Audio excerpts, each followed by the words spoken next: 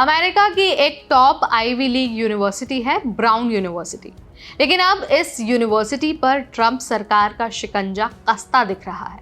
करीब $510 मिलियन की federal funding, यानी कि आधे अरब डॉलर से ज्यादा की रिसर्च ग्रांट और कॉन्ट्रैक्ट्स पर रोक लगाने की पूरी तैयारी हो रही है।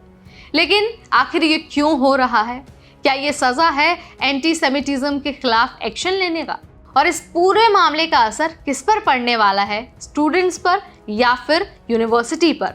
आज सारी चीज़ों पर बात होगी, सारे क्वेश्चंस का आंसर देंगे और आपको अमेरिका की पूरी एजुकेशन सिस्टम और जिस तरह का सिनेरियो चल रहा है, आपको उसके बारे में सारी चीज़ें बताएंगे। नमस्कार, मेरा नाम है नेहा उपाध्याय और आप देख रहे हैं NBT टेक एड। ट्रंप सरकार का कहना है कि ब्राउन यूनिवर्सिटी समेत कुछ दूसरी आईवी लीग यूनिवर्सिटीज़ ने कैंपस पर एंटीसेमिटिज्म को सही तरीके से नहीं रोका।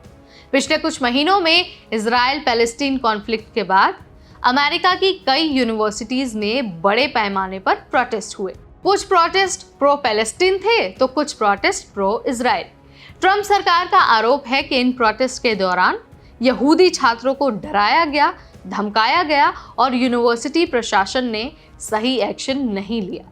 ब्राउन यूनिवर्सिटी को मिलने वाले फेडरल फंड्स में रिसर्च प्रोजेक्ट, साइंस और टेक्नोलॉजी डेवलपमेंट और कई सारे एकेडमिक कॉन्ट्रैक्ट शामिल हैं।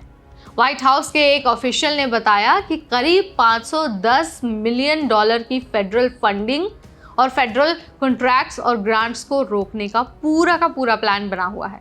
हालांकि ब्राउन यूनिवर्सिटी ने अभी तक इस बात की कोई पुष्टि नहीं की है। फ्रैंक ने एक ईमेल में कहा कि उन्हें रूमर्स सुनने को मिले हैं, लेकिन कोई ऑफिशियल सूचना अभी तक नहीं मिली है।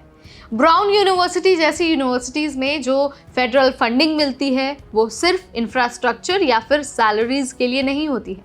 ये फंड्स जाते हैं cutting edge research, student fellowship और इंटरनेशनल कोलैबोरेशन और हाई एंड लैब प्रोजेक्ट्स में। अगर ये फंडिंग रुक जाती है तो कई ऑनगोइंग रिसर्च प्रोजेक्ट्स बंद हो सकते हैं। इंटरनेशनल स्टूडेंट्स की असिस्टेंटशिप खतरे में पड़ सकती है और भविष्य में स्टूडेंट्स के लिए अपॉर्चुनिटीज़ कम हो सकती है। इसका मतलब ये नहीं है कि यूनिवर्सिटी बंद ही हो जाएगी, लेकिन इसका बड़ा एकेडमिक और रेपुटेशनल नुकसान हो सकता है। ट्रंप सरकार का ये स्टेप सिर्फ ब्राउन यूनिवर्सिटी तक ही लिमिटेड नहीं है। हार्वर्ड, कोलंबिया और कुछ और टॉप कॉलेजेस पहले ही जांच के घेरे में आ चुके हैं। ट्रंप ओपनली ये कह चुके हैं कि जो कॉलेजेस एंटीसेमिटिज्म को रोकने में फेल होते हैं उन्हें फेडरल पैसा नहीं मिलना चाहिए।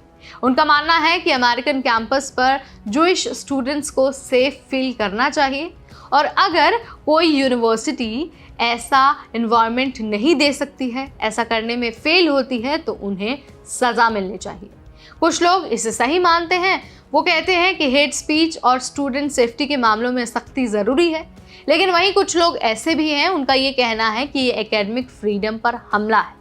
उनका लॉजिक ये है कि पीसफुल प्रोटेस्ट और फ्री स्पीच को सरकार इस तरह से कंट्रोल नहीं कर सकती है।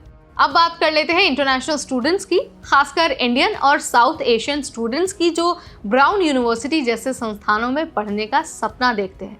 अगर फेडरल फंडिंग रुकती है तो कुछ लैब बेस्ड और रिसर्च बेस्ड मास्टर्स प्रोग्राम पर असर पड़ सकता है।